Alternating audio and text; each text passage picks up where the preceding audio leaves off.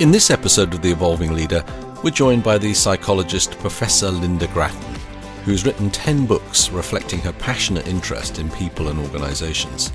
Recently, she published in record time Redesigning Work, a design methodology for rethinking organisations as huge shifts in our relationship with work continue, hastened by the pandemic. Hi friends, welcome back to the Evolving Leader podcast. I'm Scott Allender. And I'm John Gomes. How are you feeling today, my friend? I am feeling, well, how can I say it? I've been reading our guest books since I started my career, so I'm feeling very excited. How are you feeling, Scott? I'm feeling intrigued and energized for today because I've been really looking forward to this discussion. Because today we're delighted to be joined by Professor Lynda Gratton, academic, writer, and thought leader. As a professor of management practice at London Business School, she designed the Human Resource Strategy in Transforming Companies program, which she since led for over 20 years. It is considered one of the world's leading programs on people and organizations. She's written 10 books that explore the changing relationship between people strategy and business performance. Most have gained awards, and all have gained critical acclaim. She's also a fellow of the World Economic Forum.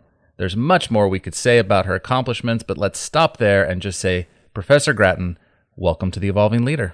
Thank you so much for inviting me. I feel great about having a conversation with you today. That's really good to hear.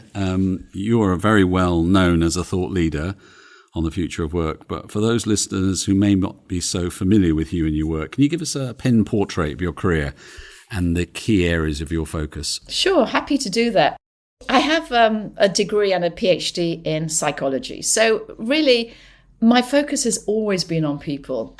But I think during my degree and during my PhD, I worked to support myself, as many of us did. And for me, that was in assembly lines in a factory, and it was as a waitress. And, I think that really got me interested in work and looking at assembly lines and thinking, really? Is this how we're working? And the same with, being a waitress. And so from then on, really, I focused on work. First of all, in a consulting practice in British Airways as chief psychologist, and then for the last 30 years as a professor at the London Business School.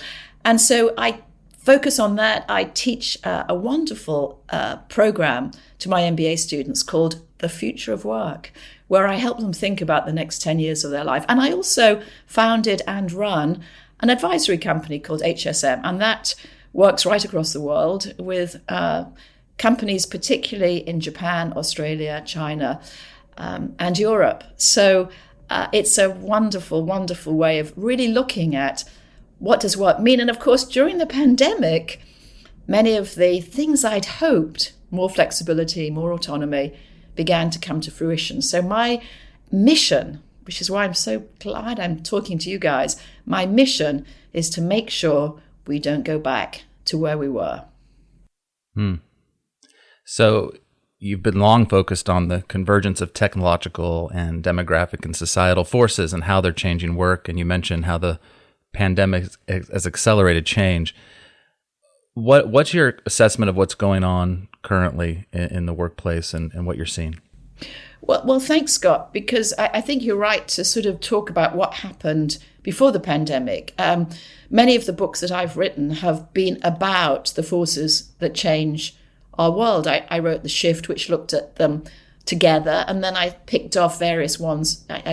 Andrew Scott and I wrote a piece on demography in a book called The 100-Year Life. And I think in all of these things, what I noticed is that, if you live to 100, as some of us will, and if you live at a time of extraordinary technological change, as all of us are, and at the same time you have complex and evolving family structures, which I certainly have, it does mean that the sort of old ways of working just really aren't going to work. And I saw those fractures long before the pandemic, and I'd written about them and worried that actually we were creating ways of working which was difficult for parents.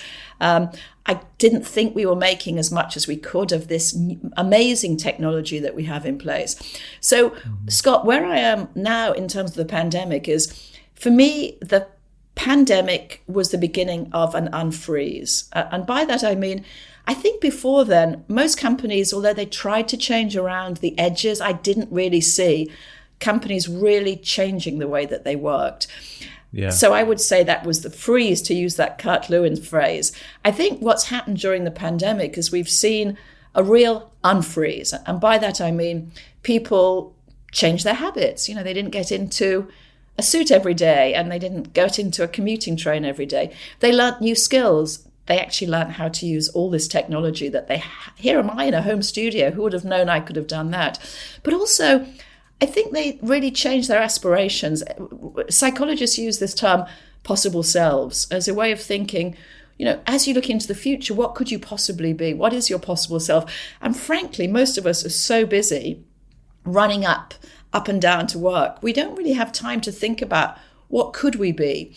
But actually, the 2 years, and this is an astonishing thing, isn't it? It's now 2 years.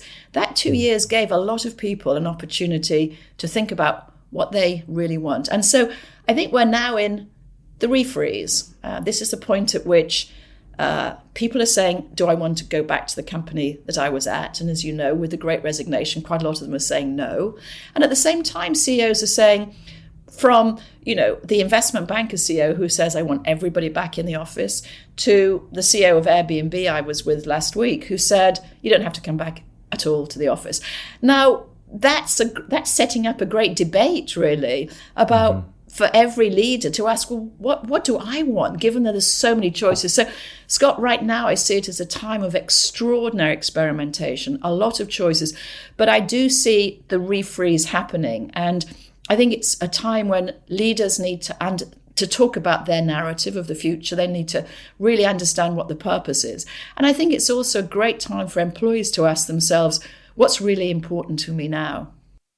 And I think that unfreeze unlocked imagination.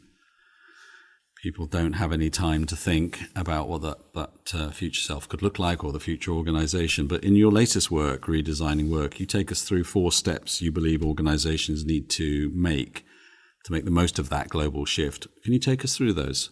Well, thanks for mentioning that, actually. And I just want to, Jean, just stand back and talk about why I did that. And actually, it was a really interesting comment. I was interviewed at the very beginning of COVID by quite a well-known journalist, actually.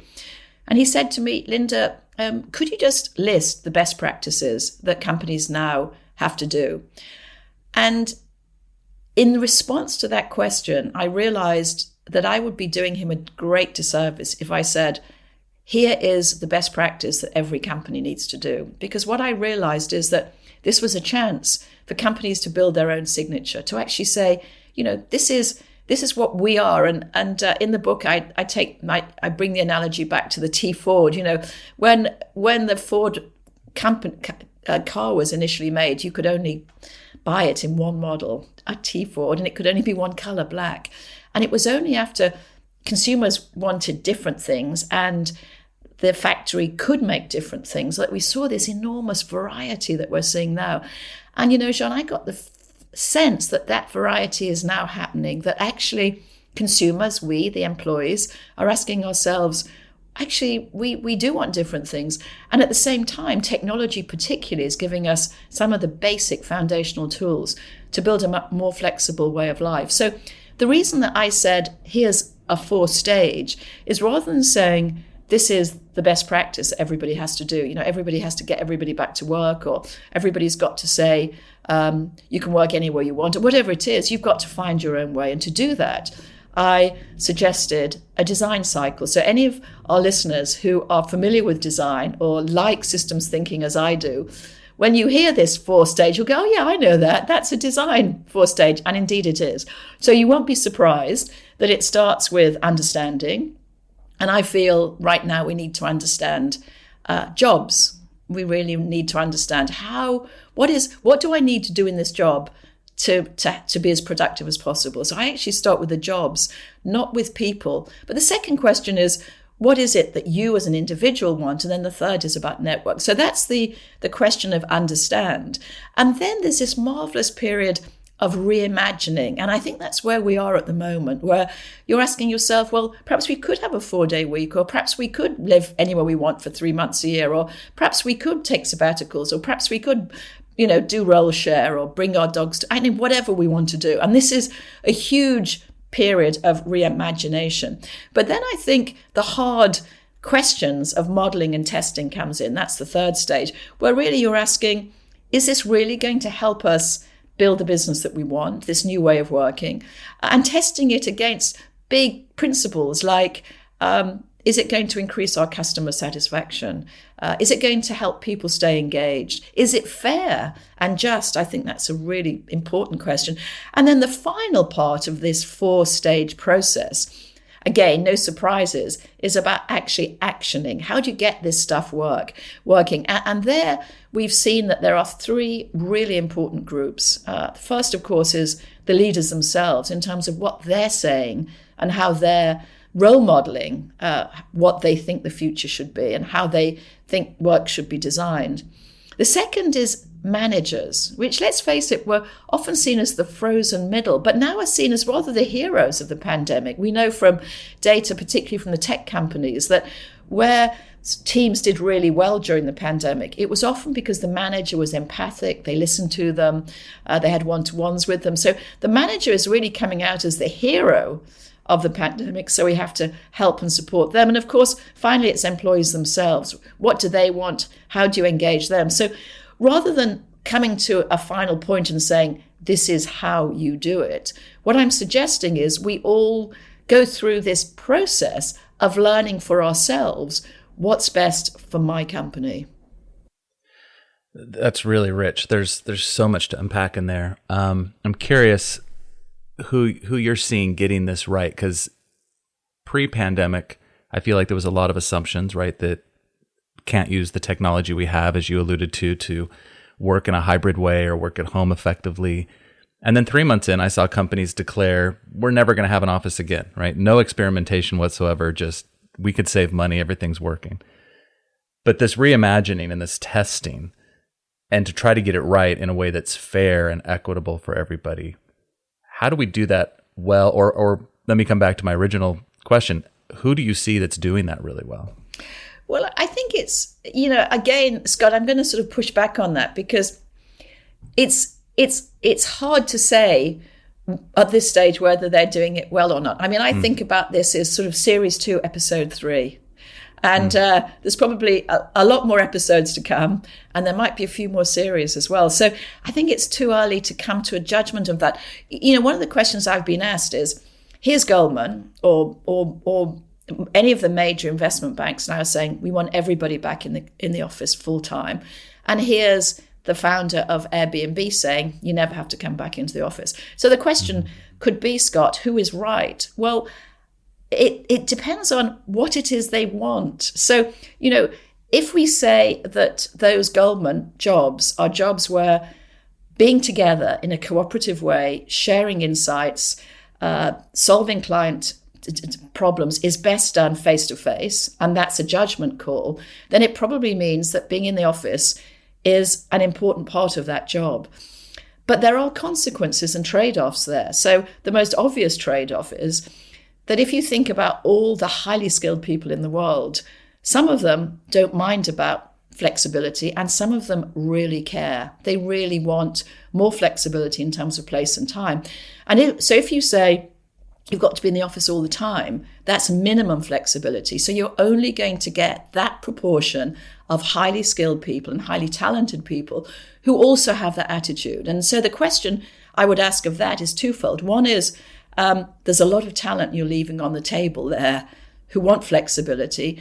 And the second is, what sort of people are they? Because I suspect it's a very homogenous group. So, Scott, I think, and similarly with Airbnb, saying, well, we don't need anyone back in the office again. There are companies, and I talk about one in Redesigning Work. I talk about Artemis Connection, which is a strategy group, who are entirely virtual and have been pretty successful entirely virtually, were actually built as a virtual company. So that's possible.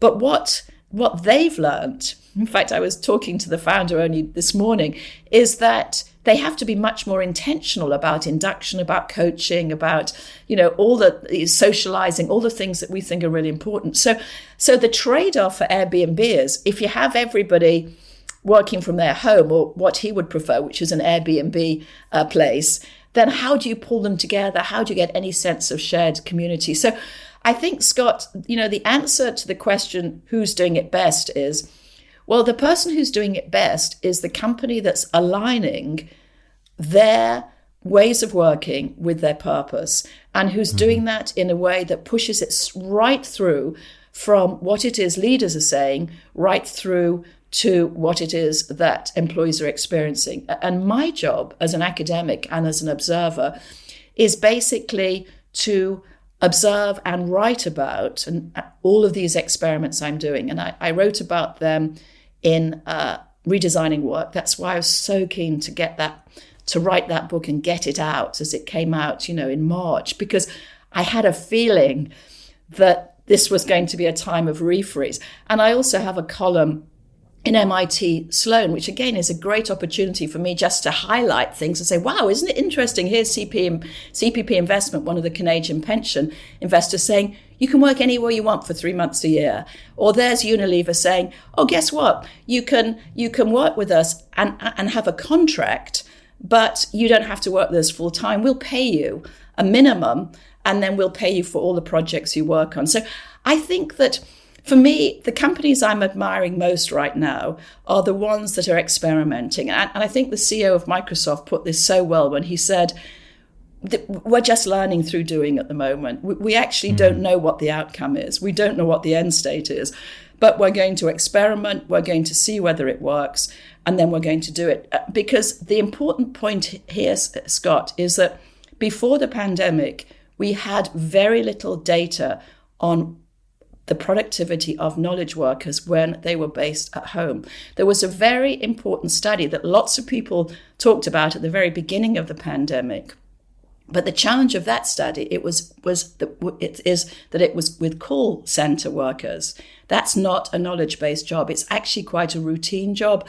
And in fact, companies like British Telecom have been putting call center workers from working from home for decades. That's not really the same as knowledge workers. So as we came into the pandemic, we actually didn't know whether knowledge workers could work from home and still be productive. And so we are learning so much at the moment about that simple question: can knowledge workers be productive at home? And this is the thing that I'm so fascinated by right now.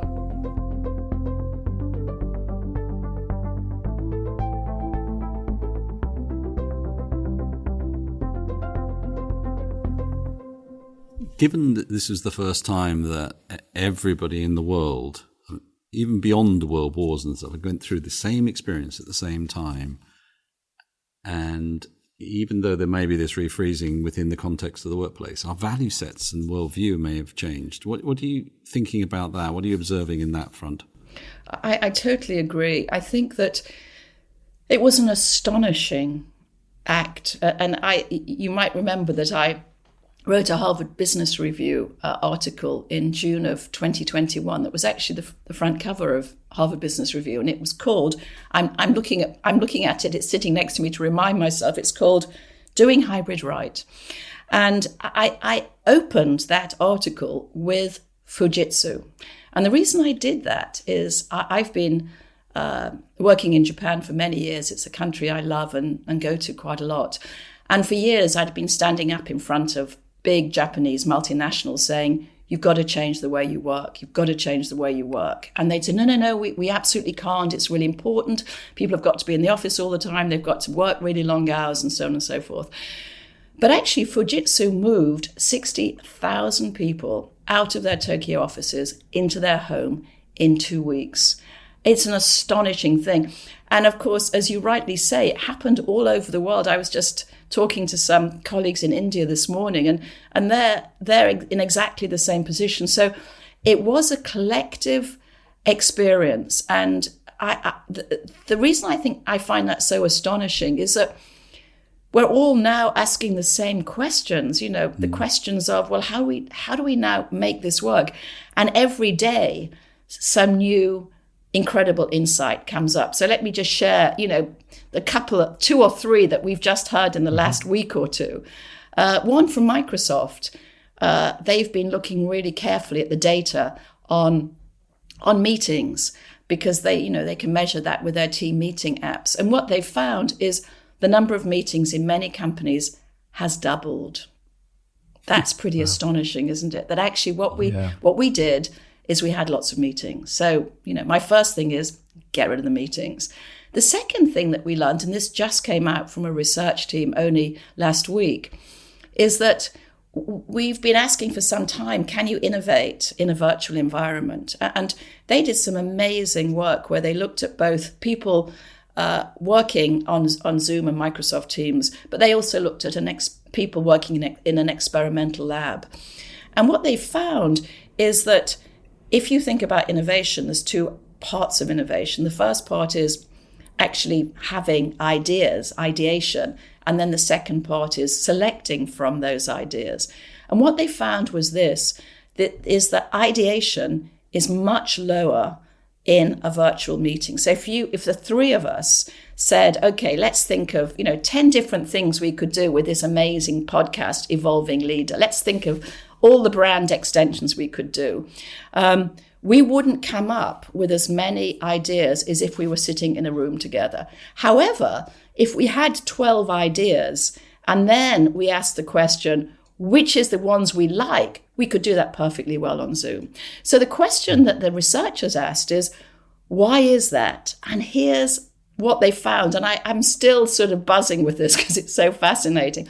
What they found is it's to do with eye movement. And I can see that because, I'm sitting looking both at myself, which is really weird, and I'm looking at that little green spot on my computer, which is even weirder.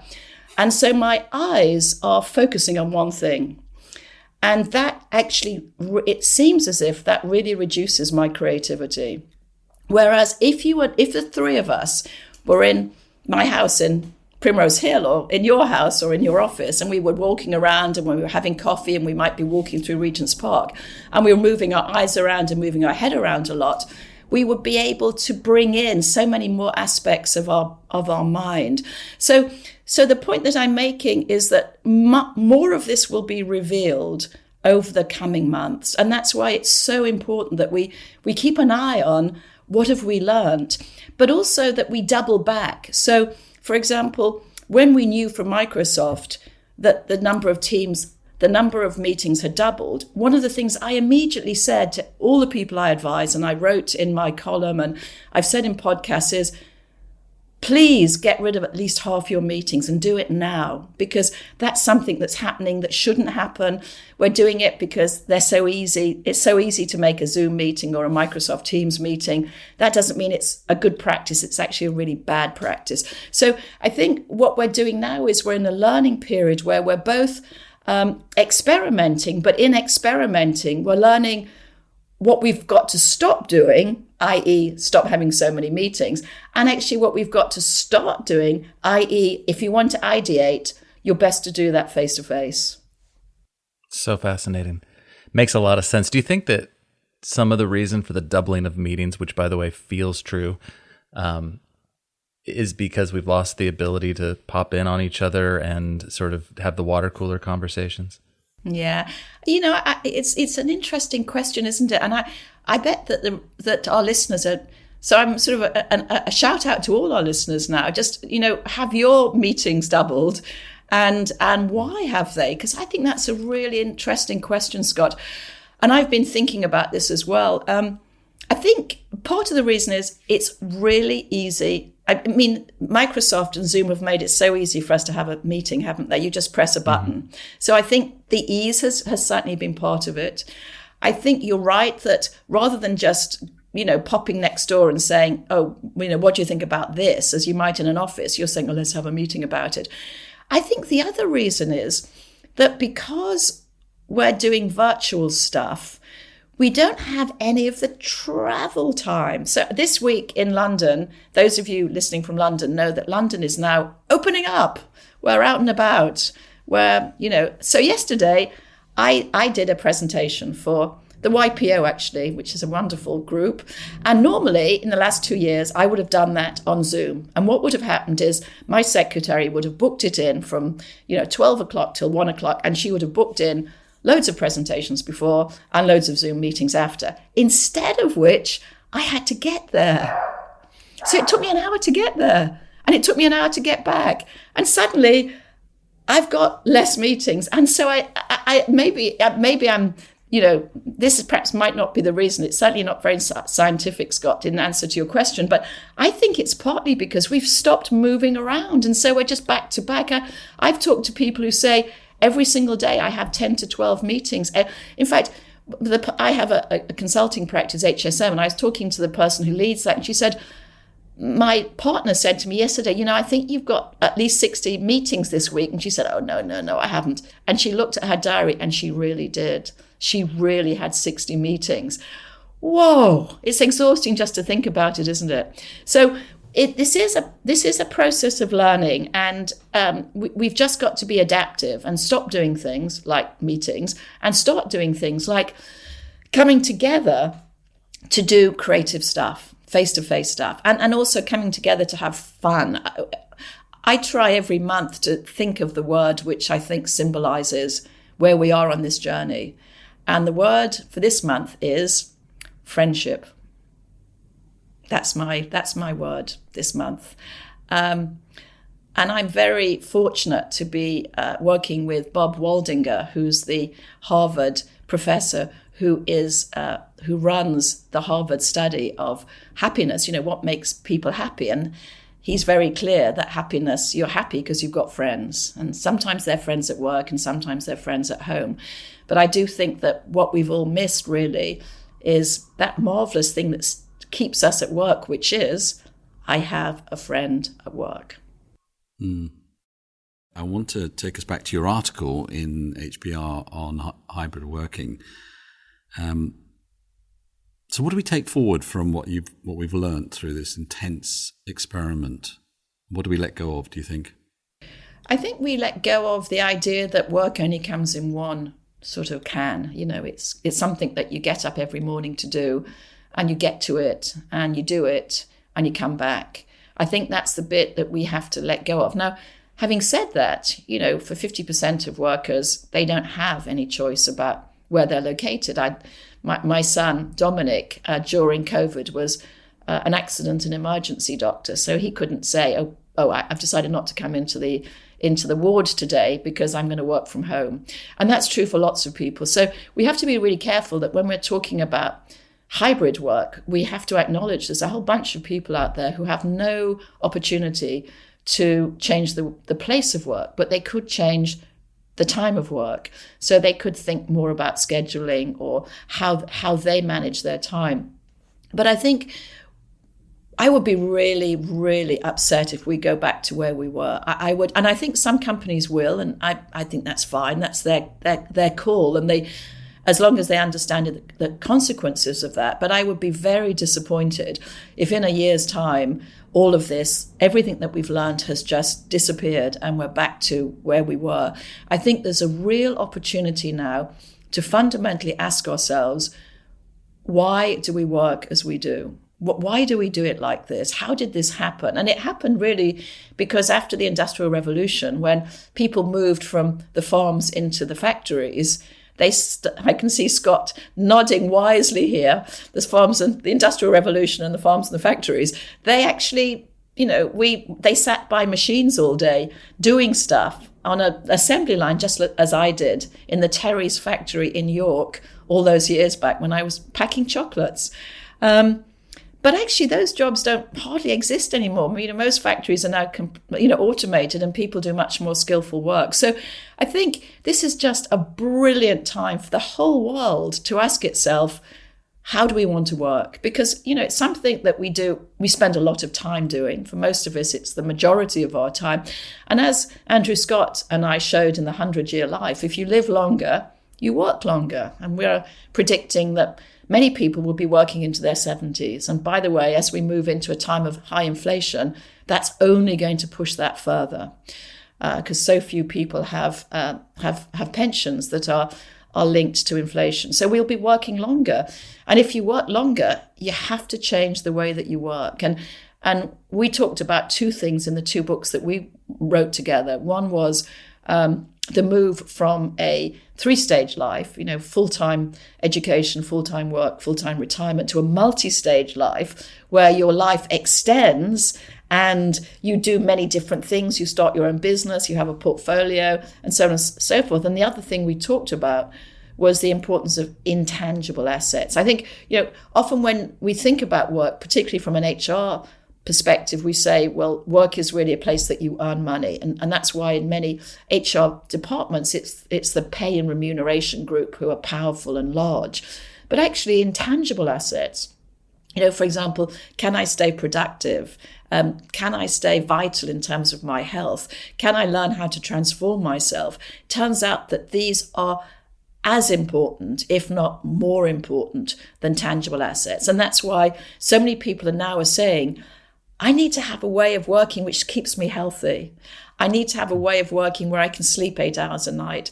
I need to have a way of working where I can spend time with my friends and not have it disrupted all the time because you've asked me to come back into the office when you told me I didn't have to. So I think, the reason why people are asking for flexibility now, and we're seeing that in the Great Resignation, is because they need that flexibility, because they need to be autonomous. They need to have some measure of autonomy that helps them make the day-to-day choices which keeps them healthy and happy and vital and productive.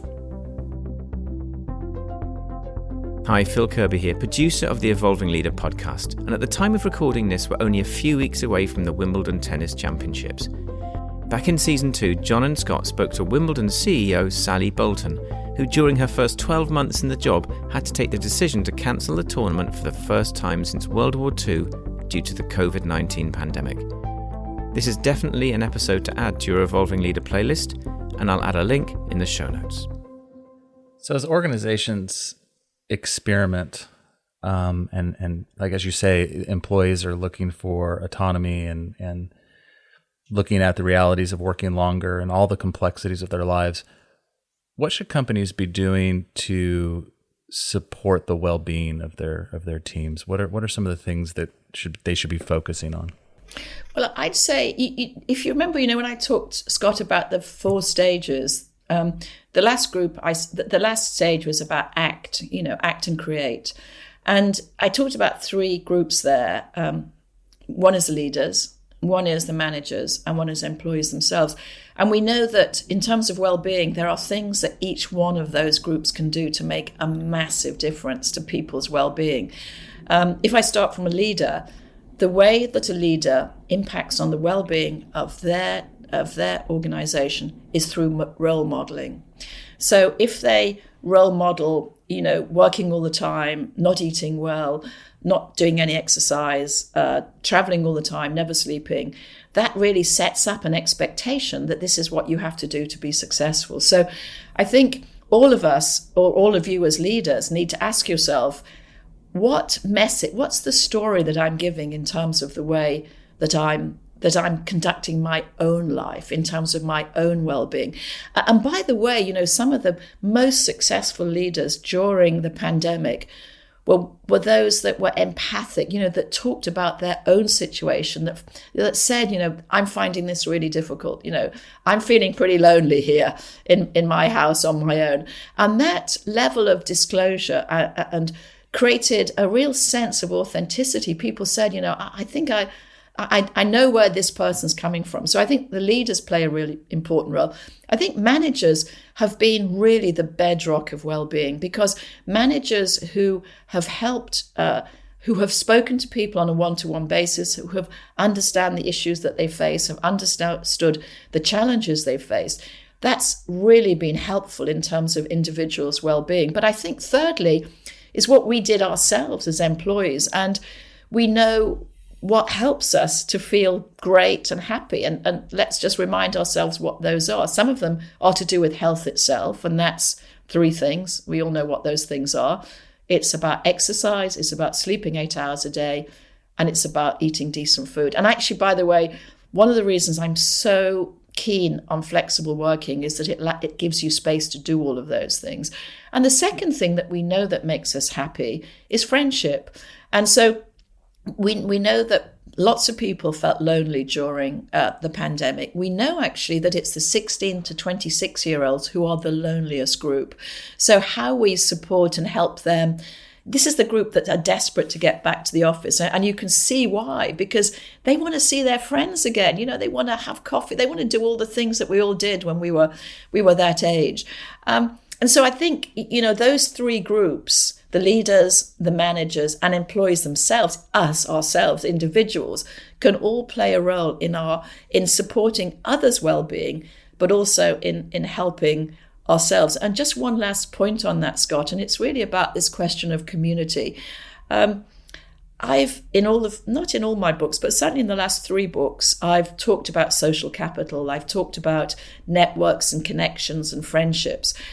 And, you know, that's a really important part of our well-being. You know, how we reach out to others, how we make ourselves available to others, the sort of friendships that we're prepared to build. And the way that we reach out, not just to people who are just like us, but also to a much more diverse group of people who could give us a sense of who we could become. You know, this idea of the possible self. The reason you think you could do something else is that you see in your broader network of friends and associates, people who are doing some of the things that you'd like to do. Mm-hmm. And that just as, and I wrote a piece for MIT Sloan about this just a month ago, where I said, you know, the drivers of change at the moment are individuals saying, I've seen another way of living and I want to do it because I've seen other people do it. And organizations saying, oh, I've looked at what our competitors are doing and I've seen they're doing something different and I need to do that as well. The first movers, be they individuals or be they companies, are being watched with a great deal of interest at the moment because there's a whole followership, you know, building around them. So do you think it's time, or do you think organizations should reconsider freezing again? I know it's not an intentional move, but just to kind of keep their awareness, because you're a believer that you can't face the future by extrapolating from the past. What do you think the most dangerous assumptions we might be making right now to leave untested? Well, I think, you know, one of the most dangerous assumptions is we can just, like an elastic band, just flip back to how we were. I think we've been through too much, both in terms of the wonder of it and also the trauma of it. It's been very traumatic for some people, and I don't think we can just flip back. So it's really important that leaders now begin to see that it is episode 2, or what I said before, a series 2, episode 3, that there's a lot more to come. And although, you know, using the notion of freeze, unfreeze, refreeze, companies will refreeze, and it's right and proper they do so. You don't want to have a company which is constantly changing. That's not, the dynamics of that are very difficult for individuals and for managers. So it's a perfectly reasonable thing that they begin to refreeze, that they begin to set in place the practices and process and norms and culture that will help them stay productive over the coming years. And of course, we're facing some pretty brutal times actually with regard to the world right now. But I don't think that time of refreeze is yet. I really don't. I think there's still, you know, I keep thinking I don't really need to talk about this anymore. I don't really need to write about it anymore. And then I hear, you know, Microsoft saying, oh, by the way, the number of meetings has doubled. Or I hear from a marvelous bunch of researchers, oh, by the way, it looks as if you don't move your eyes, you don't ideate. And I think until those bubbles stop, you know, thinking about, you know, the milk on the milk that's bubbling away on the stove, until those bubbles stop, I don't think one can really say, okay, it's a done deal. And even then, companies, as they refreeze, I think we'll have to refreeze around the notion that learning and agility and adaptability is part of what they are. They freeze as agile, adaptive organizations. Yeah. And I wonder too, it seems to me that the lines between industry are blurring. So the competition for talent is widening, and meaning that if one organization tries to snap back to old realities, they're going to find out if they can do that because their competitors or even non-traditional competitors might be more progressive. So I love what you're saying about baking in an agility into what that looks like. I totally agree, Scott. And one of the pieces of advice I've given to the companies that I'm advising right now is, when you look at what's happening in your marketplace, don't just look at your competitors, because that's not where your most talented people are looking. They're actually just looking at companies that use their skills, and that might not be in your group. So, for example, investment banking. We at London Business School, our MBA students historically go into investment banking, but quite a lot are now starting their own business. So Goldman it's not another investment bank that you're competing with on talent. It's actually, people starting their own business and wanting to build something special and extraordinary for themselves. So I think you're absolutely right that if you just focus on your own sector, you're in danger of forgetting that your most talented people will be looking across the whole universe to find something that suits them. I know you're not a futurist, but what do you think the world of work's going to look like in 20 or 30 years' time, if you could guess? I honestly, I think it's really difficult to say. And actually, I wrote The Shift, which is the book that I've written, which purports to say about the future. And I went back, one of the interviews that I did some time ago, they asked me to go back to The Shift and work out what I got right and what I got wrong. And this is the truth of it. I got all the pessimistic things right, and I got most of the optimistic things wrong. And, if people don't like my work, it's usually because they think I'm overly optimistic. And I'm a positive psychologist, so I tend to look at the positive in our world, and I tend to think that people are trustworthy and try to do the best they can. And so I'd made the thing that I've really not been able to predict and still can't is the role of family and the role of neighborhoods. I really felt in The Shift, one of the things I said in The Shift is that people will want to move back to neighborhoods. They'll want to spend more time with their community. They'll want to spend more time with their family. And I still don't know if we're going to see that. I think it's very difficult to predict human behavior. But we can predict two things. We can predict demography, because we know that, the people who are going to be alive in 50 years' time are already born. So we know, that the 50-year-olds are already here. So we know how many there are, and we know how long they're living. So demography is really easy, which is why The 100-Year Life was such an easy book to write, because it just said what happens when everyone lives to 100. I think technology is pretty straightforward. We know that in general, technology does not destroy jobs. What it does is it changes jobs. So there's a huge focus on upskilling. I think the bit that I find most difficult to predict is the bit about families and communities. Let me give you an example of that. One of the things I've gone on about in all of my books is that part of the reason why women don't get to the top is because when they become mothers, if they become mothers, they do a disproportionate amount of childcare, particularly the cognitive care, which is not putting out the rubbish on a Monday morning. It's actually thinking about, is my child learning properly, or have they got the right size shoes or whatever. And I thought and wrote at the beginning of the pandemic, I wrote in an MIT column, isn't this an opportunity? Because everyone's at home now. The men are at home, the women are at home, for men to step up. And they didn't. And in fact, actually, what we know is that during the pandemic, working women did even more of that domestic labor, as economists call it, than they did before. And we also discovered, which is truly weird, is that the more the woman earns than the man, the bigger the gap between the woman's wage and the man's wage. And I mean that she earns more, the more domestic labor she did. So that's the bit I just don't see. These are very slow social trends. If I look at my own MBA students, or if I look at my own kids, you're seeing a lot more equality there. But certainly that's playing out very, very slowly. And so I think that the reason I talk about families is that I think that plays a very important role in framing the human resource practices in an organization. So if you work on the assumption that a family is something with a man who works full time and a woman who's got a job and she comes in and out of it, then you can pile work on that man, A, because you think he's only got one source of income for the family, and B, because there's always somebody there to support him.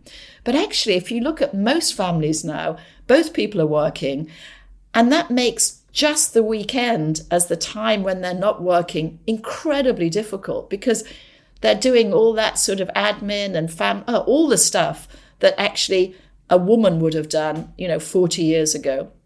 And so when people say, let's think about a 4-day week, I think that's a great idea, because remember that many families now have 2 sources of income. So if you actually think about how you balance work between each other, and I know that there's all sorts of families who are doing that right now. So I think, it's a very long-winded answer to a very straight and obvious, not obvious, but a great straight question.